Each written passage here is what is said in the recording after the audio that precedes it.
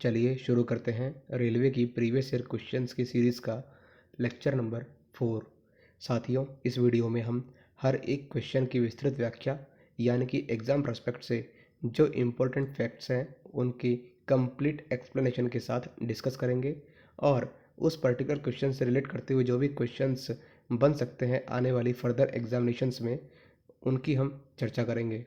ठीक है, चलिए शुरू करते हैं। हमारा फर्स्ट क्वेश्चन है, जीएसटी किस प्रकार का कर है? जीएसटी अप्रत्यक्ष कर है और अगर इसकी बात करें कि यह 1 जुलाई 2017 को ये फ्रेम हुआ था। पूरा नाम इसका वस्तु एवं सेवा कर है। ठीक है, नेक्स्ट क्वेश्चन की बात करते हैं। निम्न में से कौन सा एक टाइगर रिजर्व है? यह है जिम कॉर्बेट नेशनल पार्क, यानी कि जो दिए गए ऑप्शंस में ये ऑप्शन राइट था। हम अदर टाइगर रिजर्व की बात करें तो आंध्र प्रदेश में है नागार्जुन सागर श्रीशैलम टाइगर रिजर्व। ठीक, अरुणाचल प्रदेश की बात करें तो अरुणाचल प्रदेश में नामदफा। असम में बात करें तो मनास।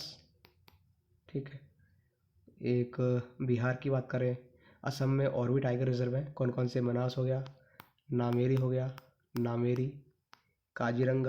काजीरंगा। ठीक है, और ओरांग। कौन सा? ओरांग। तो ये असम के टाइगर रिजर्व हैं कुछ। बात करें दूसरे स्टेट की, जैसे कि बिहार का है वाल्मीकि टाइगर रिजर्व। छत्तीसगढ़ की बात करें, छत्तीसगढ़ की तो अचानक मार, इंद्रावती। ठीक है, और सीता नदी। ठीक है, ये छत्तीसगढ़ के टाइगर रिजर्व है। झारखंड की बात करें तो झारखंड में पलामू। ठीक है, पलामू।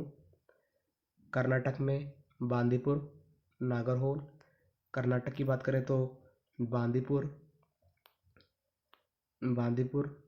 नागरहोल। ठीक है, केरल में परम्बिकुलम। कौन सा? परम्बिकुलम। मध्य प्रदेश में कान्हा पेंच, बांधवगढ़, सतपुड़ा, संजय दुबरी, पन्ना। ये एमपी के टाइगर रिजर्व हैं। महाराष्ट्र की बात करें तो महाराष्ट्र में तड़ोबा। 1 सेकेंड।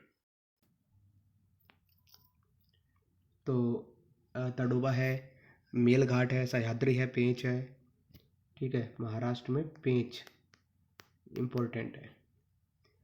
मिज़ोरम की बात करें तो मिज़ोरम में दम्फा टाइगर रिजर्व है। ओडिशा में सिमलीपाल। ओडिशा में कौन सा है? सिमलीपाल। ठीक है, एक आता है राजस्थान में रणथंबोर और सरिस्का मुकुंदरा हिल्स। तमिलनाडु में मुदुमलाई, अन्नामलाई, कलक्कड़, मुडुंथरई और सत्यमंगलम। तेलंगाना की बात करें तो कवल, अमराबाद। यूपी की बात करें तो दुधवा और पीलीभीत। ठीक, उत्तराखंड की बात करें तो उत्तराखंड में जिम कॉर्बेट और पश्चिम बंगाल की बात करें तो सुंदरबन। पश्चिम बंगाल में सुंदरबन और बक्सा। ये कुछ टाइगर रिजर्व हैं स्टेट वाइज जो हमने देखे। अगला नेक्स्ट क्वेश्चन है, 1857 के विद्रोह के दौरान भारत में ब्रिटिश महिलाओं को समर्पित एक पेंटिंग इन मेमोरियम किसने बनाई? ये बनाई थी जोसेफ नोएल पेंटन ने। 1857 की क्रांति की बात करें तो 10 मई 1857 को मेरठ से इसकी शुरुआत हुई थी। ठीक है, इसके अगर प्रमुख नेताओं की बात करें तो नाना साहब, तात्या टोपे, रानी लक्ष्मीबाई, बेगम हजरत महल, कुंवर सिंह, ये सब इसके प्रमुख नेता थे। अगर हम लीडरशिप की बात करें कि किसने कहाँ से लीडरशिप निभाई तो नाना साहब की बात करें, नाना साहब ने पूना से। तात्या टोपे ने कानपुर से। रानी लक्ष्मीबाई ने झांसी से, ठीक है, और बेगम हजरत महल ने ये निभाई थी, लखनऊ से लीडरशिप की थी। और अंत एक और है बहादुर शाह जफर, इन्होंने दिल्ली से लीडरशिप की थी, किसमें 1857 की क्रांति में। वर्तमान में जो ठीक है, हम नेक्स्ट कर देखते हैं। भारत सरकार के कौशल विकास कार्यक्रम का नाम क्या है? यह है प्रधानमंत्री कौशल विकास योजना, जो कि skill development and industrial ministry के अंतर्गत आता है। और इसके जो मंत्री की बात करें तो धर्मेंद्र प्रधान इसके मंत्री हैं। नेक्स्ट क्वेश्चन करते हैं। शेख मोइनुद्दीन चिश्ती की दरगाह कहाँ है? ये अजमेर में है। अजमेर में ही पुष्कर तीर्थ है, जहाँ पर ब्रह्मा जी का एकमात्र मंदिर है। नेक्स्ट क्वेश्चन, किस रक्त समूह वाले लोगों को सार्वभौमिक प्राप्तकर्ता माना जाता है, यानी कि यूनिवर्सल रेसिपिएंट माना जाता है? किसे माना जाता है? AB+ की बात करें तो ये यूनिवर्सल रेसिपिएंट। O- की बात करें तो ये यूनिवर्सल डोनर, ठीक है। इसमें अगर बात करें ए जो है वो ए एंटीजन और बी एंटीबॉडी काम करते हैं। अगर जिसका ए ग्रुप है उसमें ए तो एंटीजन और बी एंटीबॉडी काम करेगा। ओ जो है उसका कोई भी एंटीजन नहीं होता और उसमें ए और बी एंटीबॉडी होती है। और ए बी की बात करें तो ए बी में ए और बी एंटीजन होते हैं और कोई एंटीबॉडी नहीं होती, ठीक। ब्लड ग्रुप के खोजकर्ता की बात करें तो कार्ल लैंडस्टाइनर इसके खोजकर्ता थे। संविधान दिवस कब मनाया जाता है? संविधान दिवस मनाया जाता है 26 नवंबर को, जो कि 26 नवंबर 1949 को संविधान बनकर तैयार हुआ था, ठीक है। इसलिए यह दिन संविधान दिवस के रूप में मनाया जाता है। लेकिन बात करें संविधान लागू कब हुआ था? वो लागू हुआ था 26 जनवरी 1950 को, ठीक है। इसके जो ड्राफ्टिंग कमेटी के जो हेड थे वो डॉक्टर भीमराव अंबेडकर थे, ठीक। संविधान का जो प्रारूप है वो 2 वर्ष 11 माह और 18 दिन में बनकर तैयार हुआ था, ठीक है। नेक्स्ट बात करते हैं। क्वेश्चन, नेत्र लेंस की अत्यधिक वक्रता या टेढ़ापन किस कारण से बनता है? यह है निकट दृष्टि दोष, यानी कि मायोपिया की बात करें तो एक तरीके से यह दूर की चीज़ें इसमें धुंधली दिखाई देती है। कोई दूर की चीज़ है और यहाँ से कोई व्यक्ति देख रहा है तो ये इसको धुंधली दिखाई देगी। किसमें? निकट दृष्टि दोष में, एकदम नाम के विपरीत है। और दूर दृष्टि दोष है अगर किसी को तो इसमें पास की चीज़ जो है वो धुंधली दिखाई देगी, ठीक है। अगर हम लेंस की बात करें तो निकट दृष्टि दोष में अवतल लेंस का यूज़ किया जाता है। किसका? अवतल लेंस का। और दूर दृष्टि दोष की बात करें तो इसमें उत्तल लेंस का यूज़ किया जाता है, ठीक है। नेक्स्ट क्वेश्चन आता है, वर्तमान में संयुक्त राष्ट्र के महासचिव कौन है? Antonio Guterres. संयुक्त राष्ट्र की बात करें तो इसकी जो स्थापना है वो 1945 में हुई थी। मुख्यालय इसका न्यूयॉर्क अमेरिका में है। सदस्य देश की बात करें तो इसमें 193 कंट्रीज पार्टिसिपेंट्स हैं। इनका मुख्य उद्देश्य शांति, सुरक्षा और सहयोग देना है, ठीक है। अगर हम सुरक्षा परिषद की बात करें तो इसमें 15 मेंबर्स होते हैं, ठीक है। और स्थायी सदस्य की बात करें तो इसमें 5 कंट्रीज आती हैं। कितनी? 5। कौन कौन सी? USA, UK, फ्रांस, चाइना और रशिया।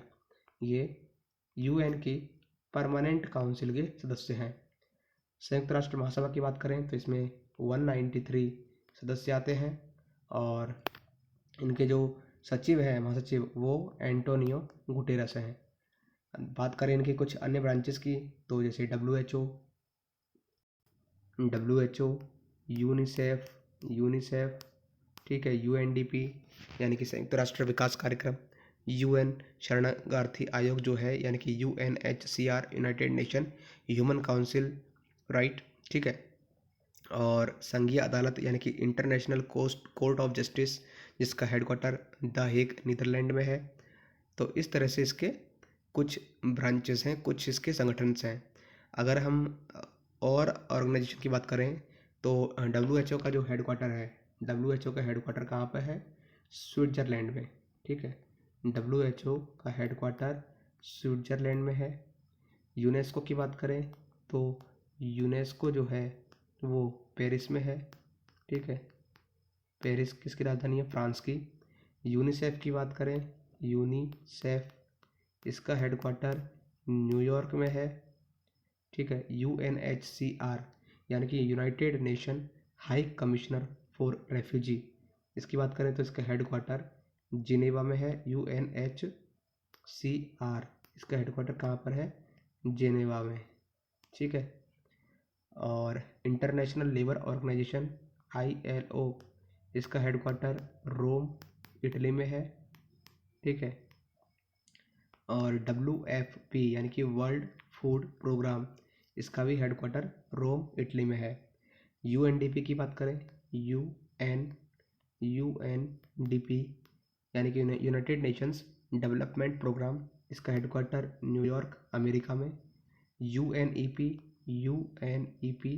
यानी कि यूनाइटेड नेशंस एनवायरनमेंट प्रोग्राम, इसका हेडक्वार्टर नैरोबी जो कि कैपिटल ऑफ केन्या है, ठीक है। केन्या की राजधानी नैरोबी में है, किसका? UNEP का, यूनाइटेड नेशन एनवायरनमेंट प्रोग्राम, ठीक है। तो ये कुछ ऑर्गेनाइजेशंस हैं यूनाइटेड नेशंस के। क्वेश्चन है, नेक्स्ट क्वेश्चन, भारत में किस गवर्नर जनरल ने निर्वाचित स्थानीय सरकार की शुरुआत की? ये की थी लॉर्ड रिपन ने। किसने की थी? लॉर्ड रिपन ने, ठीक है। लॉर्ड रिपन का अगर कार्यकाल देखें तो 1880 से लेकर के 1884 तक रहा। इन्होंने स्थानीय स्वशासन की शुरुआत की थी यानी कि लोकल सेल्फ गवर्नमेंट की शुरुआत, ठीक है। और ये जो है इन्होंने एक शिक्षा में भी सुधार किया था और इनके टाइम पे एक शिमला सम्मेलन हुआ था। कौन सा? शिमला कॉन्फ्रेंस, ठीक है। कब हुआ था ये? 1881 में, ठीक। नेक्स्ट बात करते हैं, नेक्स्ट क्वेश्चन है, किस प्रसिद्ध लेखिका ने मधविकुट्टी उपनाम का उपयोग किया? यह है कमला दास। नेक्स्ट क्वेश्चन, इनमें से भारत की सबसे ऊंची चोटी कौन सी है? यह है कंचनजंगा। भारत की सबसे ऊंची चोटी की बात करें तो कंचनजंगा, लेकिन अगर हिमालय की सबसे ऊंची चोटी की बात करें तो वो है माउंट एवरेस्ट, जिसकी ऊंचाई कितनी है? 8848 मीटर, ठीक है। जो कि कहाँ स्थित है? ये नेपाल चीन सीमा पर स्थित है। किसकी? माउंट एवरेस्ट, ठीक है। अगर अब भारत की बात करें तो भारत की सबसे ऊंची चोटी है कंचनजंगा, जिसकी ऊंचाई है 8586 मीटर, ठीक। ये जो है कंचनजंगा, ये कहाँ पर पड़ता है? सिक्किम में, ठीक है, सिक्किम में और नेपाल की सीमा पर। बात करते हैं अन्य चोटियों की, तो अन्य चोटियों में जैसे नंदा देवी हो गई। नंदा देवी ये उत्तराखंड में है, ठीक। माउंट एवरेस्ट हमने बता ही दिया, नेपाल, ठीक। और लद्दाख पर्वत जो है वो लद्दाख में है, यानी लद्दाख माउंटेन रेंज। और कैलाश पर्वत जो है वो तिब्बत में है। कहाँ पर? तिब्बत में। नेक्स्ट क्वेश्चन आता है, किस राज्य के शासक के निर्वासन को शरीर से आत्मा बाहर निकलती है के रूप में परिभाषित किया गया था? यह है अवध के राजा, ठीक। नेक्स्ट बात करते हैं, लाइम वाटर का रासायनिक सूत्र क्या है? लाइम वाटर का रासायनिक सूत्र है CaOH का होल ट्वाइस, ठीक है, यानी कि कैल्शियम हाइड्रोक्साइड। ये इसे हम चूने को पानी में घोलने से बनता है। क्या? Lime water. एक तरीके से देखा जाए तो ये सफ़ेद रंग का होता है और जब इसमें CO2 मिला दिया जाता है तो यह धुंधला हो जाता है। ठीक है, बात करते हैं कुछ अन्य रासायनिक नामों की। इसमें वाटर का है H2O, सोडियम क्लोराइड का NaCl, ठीक है, जिसे हम नमक भी बोलते हैं। ठीक, एक आता है जिप्सम, जिप्सम, ठीक है, जिप्सम जो इसका जो सूत्र है वो कैल्शियम सल्फेट यानी CaSO4 डॉट 2H2O। एक आता है टांका, टांका की है ZnSO4 निकल यानी जिंक सल्फेट को क्या बोलते हैं, टांका। सोडा की बात करें तो सोडियम बाइकार्बोनेट यानी कि खाने का सोडा, वो है NaHCO3। चूना की बात करें तो ये है कैल्शियम ऑक्साइड CaO। चूना पानी की बात करें तो CaOH का होल ट्वाइस। सफ़ेद शक्कर की बात करें तो सुक्रोज C12H22O11। ठीक है, सोडा पाउडर की बात करें तो सोडियम कार्बोनेट यानी कि धोने का सोडा जो है वो Na2CO3। सिरका की बात करें तो CH3COOH। सिरका की बात करें तो CH3COOH। ठीक है, यानी कि एसिटिक अम्ल। राख की बात करें, राख जो है वो पोटेशियम कार्बोनेट यानी K2CO3। ठीक, सोडियम क्लोराइड हो गया NaCl। कॉपर की बात करें तो Cu। नील इंडिगो की बात करें, नील यानी कि इंडिगो, इंडिगो की बात करें तो इसका जो केमिकल फार्मूला होता है वो होता है C16H10N2O2। किसका होता है ये, नील का। ठीक, तो ये कुछ रासायनिक सूत्र थे जो हमने अभी देखे। नेक्स्ट क्वेश्चन आता है, केंद्र सरकार द्वारा भारतीय छात्रों में वैज्ञानिक प्रकृति और नवाचार निर्माण के लिए ATL लैब की शुरुआत की गई। ATL का पूरा नाम क्या है, अटल टिंकरिंग लैब। ये जो है ये 2016 में इसकी स्थापना हुई थी और इसका जो मुख्य उद्देश्य था वो इनोवेशन, रचनात्मकता और टेक्नोलॉजी को बढ़ावा देना। इसका जो संचालन है वो नीति आयोग करता है और ये एक तरीके से टारगेट लेकर चलता है कि बच्चों को विज्ञान, गणित और प्रौद्योगिकी में कौशल का विकास करना। ठीक, नेक्स्ट आता है, रॉबर्ट हुक ने किसकी खोज की थी। रॉबर्ट हुक ने कोशिका की खोज की थी यानी कि सेल। कब की थी, 1665 में यानी 1665 में। ठीक है, और इसका जो एक तरीके से सूक्ष्मदर्शी से कोशिकाओं का अवलोकन किया इन्होंने। और अगर बात करें तो पौधों के शरीर में छोटे कमरे जैसी संरचनाएं होती है। ठीक है, अगर हम कुछ और खोजकर्ताओं की बात करें तो सेल की खोज तो रॉबर्ट हुक ने की थी। न्यूक्लियस की खोज रोनाल्ड डेविस ने की थी, रोनाल्ड डेविस ने। माइटोकॉन्ड्रिया की बात करें तो Alfred Waller, Alfred Waller. Ribosome की बात करें तो पीटर ग्रेगर। गोल्गी एपरेटस की बात करें तो Camillo Golgi, Camillo Golgi. Plasma झिल्ली की बात करें तो सिडनी बेडली, है ना। तो ये कुछ खोज करता थे। ऐसे ही सेल वॉल यानी कि सेल वॉल जो है इसकी खोज की थी शेनेल ने। ठीक, शेनेल। अगर हम सेल के बारे में बात करें तो सेल जो है वो संरचनात्मक और क्रियात्मक इकाई है यानी कि फंडामेंटल और स्ट्रक्चरल यूनिट है। ये दो टाइप की होती है, प्रोकैरियोटिक और यूकैरियोटिक।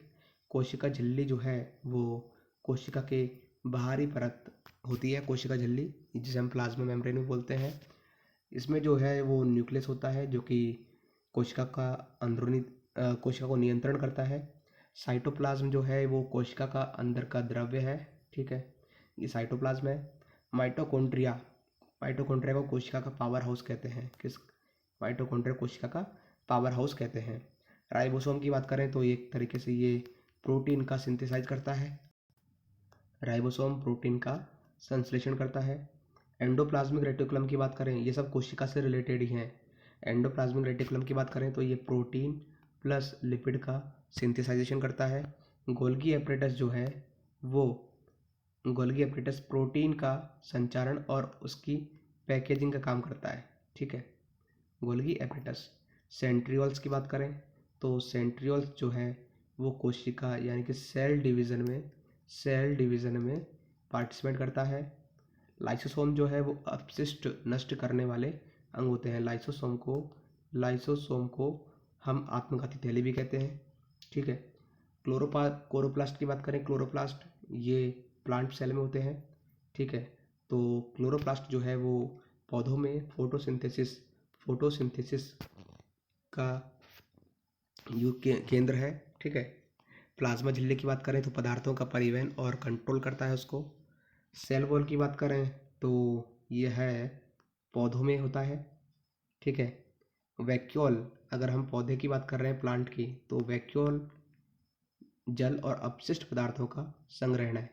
ठीक है, और सेलुलर अरेंजमेंट जो है वो अगर हम बात करें तो सेल से बनता है ऊतक यानी टिश्यूज़ का ग्रुप बनाता है ऑर्गन यानी अंग, और ऑर्गन का जो ग्रुप है वो बनाता है ऑर्गन सिस्टम। ठीक है, अगर हम जीन की बात करें, जीन ये एक तरीके से वंशानुगत सूचना का संग्रह है यानी कि जेनेटिक्स से रिलेटेड है। ठीक है, सेल डिवीज़न की बात करें तो सेल डिवीज़न जो है वो दो तरीके से होता है। कौन कौन सा? माइटोसिस और मियोसिस। ठीक है, बात करते हैं अन्य की, यानी कि जो इसका जो सेल डिवीज़न है वो कितने फेज में होता है? 4 फेज में। कौन कौन से? मियोफेज, इंटरफेज, प्रोफेज और मेटाफेज और एनाफेज। सॉरी, इसका जो सेल डिवीज़न है वो कुछ इसके जो स्टेप्स हैं कैसे कि सबसे पहले होती है मियोफेज यानी कि गुणसूत्रों का आधा होना। फिर आता है इंटरफेज यानी कोशिका का सामान्य कार्यकाल। प्रोफेज गुणसूत्रों का संगठन। मेटाफेज गुणसूत्रों का मध्य रेखा में स्थित होना। मेटाफेज जो है, ठीक है, वो गुणसूत्रों का मध्य रेखा पर स्थित होना बताता है। एनाफेज जो है वो गुणसूत्रों का विभाजन बताता है, गुणसूत्रों का विभाजन एनाफेज। और टेलोफेज का मतलब होता है कि ये विभाजन का अंत है, यानी कि 2 कोशिकाओं का निर्माण हो जाता है। किसमें? टेलोफेज में।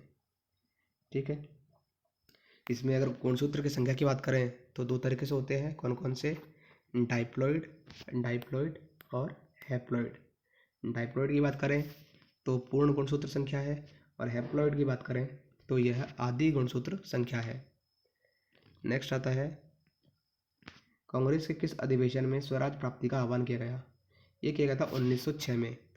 इंडियन नेशनल कांग्रेस की बात करें तो इसकी जो स्थापना है, प्रथम अधिवेशन जो है वो 1885 में मुंबई में हुआ था। ठीक है, इसकी जो स्थापना है वो A.O. ह्यूम द्वारा की गई थी। स्वराज का प्रस्ताव 1906 में कलकत्ता अधिवेशन में लिया गया था। कहाँ लिया गया था? कलकत्ता अधिवेशन में। ठीक है, नेक्स्ट क्वेश्चन की बात करते हैं। HTTP का पूरा नाम क्या है? इसका नाम है हाइपर टेक्स्ट ट्रांसफ़र प्रोटोकॉल। अगर हम अन्य जो भी शॉर्ट फॉर्म है उनकी बात करें तो HTTPS इसकी फुल फॉर्म है hyper text transfer protocol secure. URL की बात करें तो uniform resource locator. USB universal serial bus. RAM random access memory. ROM read only memory. CPU central processing unit. GPU graphics processing unit. LAN local area network. कौन सा? Local area network. WAN wide area network. IP internet protocol. DNS domain name system. Wifi wireless fidelity. Wifi का होता है wireless fidelity. VPN जो है वो virtual private network. SMTP ये है simple mail transfer protocol. FTP file transfer protocol, HTML hyper text markup language, ठीक है, SQL स्ट्रक्चर्ड क्वेरी लैंग्वेज, ठीक है। तो ये कुछ इसके कुछ ऐसे शॉर्ट फॉर्म है जिनकी हमने बात की थी। एक है LED, ये है लाइट एमिटिंग डायोड। एक LCD, ये है लिक्विड क्रिस्टल डिस्प्ले। GPS की बात करें तो ग्लोबल पोजीशनिंग सिस्टम, ठीक है, ग्लोबल पोजीशनिंग सिस्टम GPS, ठीक। नेक्स्ट क्वेश्चन की बात करते हैं। भारतीय राष्ट्रीय कांग्रेस का गठन किसने किया?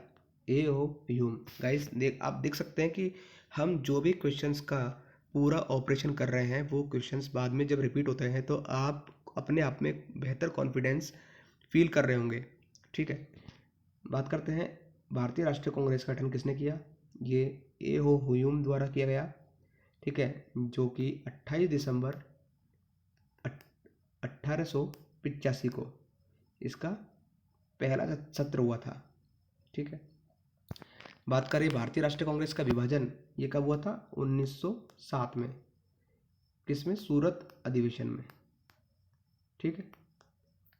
बात करते हैं नेक्स्ट क्वेश्चन की। बाइल जूस किसके द्वारा स्रावित होता है? ये होता है लीवर के द्वारा। लीवर का जो अगर वजन की बात करें तो लगभग 1.5 किलोग्राम होता है। इसका जो कार्य है वो पाचन रस का निर्माण, इसका और मेन कार्य है यानी मेन फंक्शन इसका विषाक्त पदार्थों का निष्कासन। रक्त से विषाक्त पदार्थों को हटाता है ये पित्त का निर्माण करता है यानी कि बाइल का फॉर्मेशन करता है। और जो भी विटामिन है KA, D, E और K, ये जो विटामिन है यानी कि जो वसा में घुलते हैं ये इनका संचय करता है, ठीक है।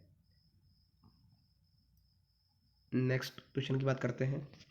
थुम्बा को किसकी उपस्थिति के कारण रॉकेट लॉन्च के लिए आदर्श स्थल के रूप में चुना गया था? ये यहाँ पर भूमध्य रेखा जो है वो बिल्कुल पास में है यानी कि भूमध्य रेखीय स्थिति बहुत ही पास में है, इसलिए थुम्बा को चुना गया। यानी कि एक तरीके से कह सकते हैं कि ये केरल में पड़ता है, ठीक है। और इसका जो केंद्र है वो Thumba equatorial rocket launch station है, ठीक है। कारण मैंने आपको बता दिया कि ये भूमध्य रेखा के पास में पड़ता है। इसका जो मुख्य उद्देश्य है वो रॉकेट प्रक्षेपण के लिए यूज़ किया जाता है। स्थापना की बात करें तो 1963 में इसकी स्थापना हुई थी। किसकी? थुम्बा रॉकेट लॉन्च स्टेशन की, ठीक है। नेक्स्ट क्वेश्चन की बात करते हैं। भारतीय संविधान में स्वतंत्रता, समानता और बंधुता की अवधारणा किस देश से ली गई? ये ली गई थी फ्रांस से। बात करें फ्रांस से कौन कौन से ली गई थी, वो थी लिबर्टी, इक्विटी और फ्रेटर्निटी की अवधारणा। यूके से कौन सी ली गई थी? यूके से ये ली गई थी संसदीय शासन व्यवस्था। USA की बात करें तो अमेरिका से राष्ट्रपति प्रणाली और मूल अधिकार लिए गए। आयरलैंड की बात करें तो नीति निर्देशक सिद्धांत लिए गए। ऑस्ट्रेलिया की बात करें तो संघीय प्रणाली। कनाडा की बात करें तो संघीय शासन व्यवस्था और शक्ति विभाजन, ठीक है। जापान जो है वो संविधान का मूल ढांचा, कहाँ से? जापान से, ठीक है। तो इस तरह से हमने एडॉप्ट किए हुए हैं, ठीक है। नेक्स्ट क्वेश्चन की बात करते हैं। यूनेस्को द्वारा सांची स्तूप को विश्व धरोहर स्थल कब घोषित किया गया? ये किया गया 1989 में। यूनेस्को की बात करें तो इसकी फुल फॉर्म है united nations educational, scientific and cultural organization. इसकी स्थापना 16 नवंबर 1945 को हुई थी। इसका जो हेड क्वार्टर है वो पेरिस में है, ठीक है। पेरिस फ्रांस की राजधानी है। इसका जो उद्देश्य है वो शिक्षा, विज्ञान, संस्कृति और संचार में अंतर्राष्ट्रीय सहयोग बढ़ाना। इसके जो संस्थापक सदस्य हैं वो 37 देशों ने इसको स्थापित किया था, ठीक है। अब सदस्य देशों की बात करें तो इसमें 193 मेंबर्स हैं, ठीक। इसके जो संबंधित संगठन है वो WHO, ILO, FAO जो कि हमने थोड़ी देर पहले बात की थी। नेक्स्ट क्वेश्चन आता है, भारत की पहली सुपरफास्ट ट्रेन का नाम क्या है? इसका नाम है डेक्कन क्वीन। डेक्कन क्वीन जो है वो 1930 में चली थी और ये मुंबई टू पुणे चली थी। इसकी जो गति थी वो 100 किलोमीटर पर आवर थी। ठीक है, नेक्स्ट क्वेश्चन की बात करते हैं। भारत का पहला सुपर कंप्यूटर कौन सा है? भारत का पहला सुपर कंप्यूटर है परम 8000। ठीक, जो कि मौसम पूर्वानुमान, रक्षा और चिकित्सा अनुसंधान में यूज़ किया जाता है। अगर दुनिया की बात करें तो दुनिया का सबसे तेज सुपर कंप्यूटर है वो है फ्रंटियर। ठीक है, अब नेक्स्ट बात करते हैं, किस अफ्रीकी देश ने पहला मलेरिया वैक्सीन लॉन्च किया? यह है मलावी। मलेरिया की बात करें तो यह प्लाज्मोडियम परजीवी से फैलता है, प्लाज्मोडियम पैरासाइट से। ठीक है, यह एक मादा एनोफिलीज मच्छर के काटने से होता है। इसके लक्षण हैं बुखार, ठंड लगना, सिर दर्द, पसीना आना, ये सब इसके लक्षण हैं। अगर वैक्सीन की बात करें तो R T S AS001, RTS/AS001, ये दोनों इसकी वैक्सीन है। इसके जो संकेत हैं वो शरीर में रक्त की कमी यानी कि एनीमिया रोग को बढ़ावा देता है। ठीक है, नेक्स्ट क्वेश्चन की बात करते हैं, रुवर क्षेत्र किस देश का सबसे महत्वपूर्ण औद्योगिक क्षेत्र है? यह है जर्मनी। जर्मनी जो है उसकी मुद्रा की बात करें तो इसमें यूरो चलती है। कैपिटल की बात करें तो बर्लिन इसकी कैपिटल है जर्मनी की। नेक्स्ट क्वेश्चन आता है, सांसद आदर्श ग्राम योजना का प्रेरणा स्रोत कौन है? ये है महात्मा गांधी। अगर हम बात करें तो कब शुरू हुई थी ये? 2014 में। लक्ष्य इसका क्या था? गांवों का समग्र विकास और आदर्श गांवों का निर्माण। प्रेरणा स्रोत जो है वो महात्मा गांधी थे, महात्मा गांधी है। ठीक है, इसका जो संचालन है वो भारत सरकार के अधीन होता है। ठीक, और इसमें जो सदस्य होते हैं वो MP होते हैं, यानी member of parliament. Next question आता है, जापान के सम्राट अकिहितो द्वारा राजगद्दी त्याग के साथ शुरू हुए नए साम्राज्यिक युग को किस रूप में जाना जाता है? यह है रीवा। जापान की बात करें तो राजधानी इसकी टोक्यो है। आधिकारिक भाषा वो जापानी है। मुद्रा जो है वो येन है जापान में। और अभी प्रधानमंत्री की बात करें तो फूमियो किशिदा जो है वो इसके प्रधानमंत्री हैं। और जापान में राष्ट्रपति नहीं होता, प्रधानमंत्री प्रमुख होता है। ठीक है, नेक्स्ट बात करते हैं, किस देश में सहकारी खेती सबसे सफल मानी जाती है? यह है डेनमार्क। डेनमार्क की राजधानी कोपेनहेगन। ठीक है, इसकी जो मुद्रा की बात करें तो डेनिश क्रोन इसकी मुद्रा है। राष्ट्रपति डेनमार्क में राष्ट्रपति नहीं होता है, इसमें क्वीन होती है। ठीक, नेक्स्ट बात करते हैं, पुरातात्विक खुदाई के बारे में अर्नेस्ट मेके द्वारा लिखित पुस्तक का नाम क्या है? यह further excavation at Mohenjodaro. Further excavations at Mohenjodaro. ठीक है, अब बात करते हैं आर्कियोलॉजिकल सर्वे ऑफ इंडिया की। तो यह भारत सरकार के संस्कृति मंत्रालय के अधीन एक सरकारी संगठन है। इसका जो मुख्यालय है वो न्यू दिल्ली में स्थित है। नेक्स्ट क्वेश्चन की बात करते हैं, निम्न में से कौन सा एक वेब ब्राउज़र नहीं है? तो दिए गए ऑप्शंस में गूगल एक वेब ब्राउज़र नहीं है। वेब ब्राउज़र की बात करें तो गूगल क्रोम, मोजिला फायरफॉक्स, ठीक है, Microsoft Edge, safari, opera, internet explorer, brave, Vivaldi, ठीक है, VIVALDI, ठीक है, यूसी ब्राउज़र, मैक्सटॉन, ये सब क्रोमियम, मिडोरी, MIDORI, ये वेब ब्राउज़र है। तो गूगल क्या है? गूगल एक सर्च इंजन है। क्या? Search engine. सर्च इंजन, ठीक है। गूगल की स्थापना जो है वो 1998 में हुई थी, जिसके जो संस्थापक हैं वो लेरी पेज और सर्गेई ब्रिन, इनके दो संस्थापक हैं, ठीक है। मुख्यालय की बात करें तो माउंटेन व्यू कैलिफोर्निया में है। और गूगल की कंपनी है एक अल्फ़ाबेट। कौन सी? अल्फ़ाबेट। ये गूगल की एक कंपनी है। इसके जब प्रोडक्ट की बात करें तो Android, Google Chrome, Google Ads, ये सब गूगल के प्रोडक्ट्स हैं, ठीक है। बात करें सर्च इंजन की, तो सर्च इंजन में सबसे पहले तो गूगल ही है, ठीक है। इसके बाद में बिंग, ये भी एक सर्च इंजन है। याहू, याहू, बेडू, बेडू जो है वो चाइना का सर्च इंजन है, ठीक है। ask.com, और भी काफ़ी सारे सर्च इंजन होते हैं जो मेन मैंने आपको बता दिए। निम्न में से कौन सा फुटलूज उद्योग का उदाहरण है? यह है कंप्यूटर चिप, ठीक। गाइस, यहाँ तक बने रहने के लिए धन्यवाद।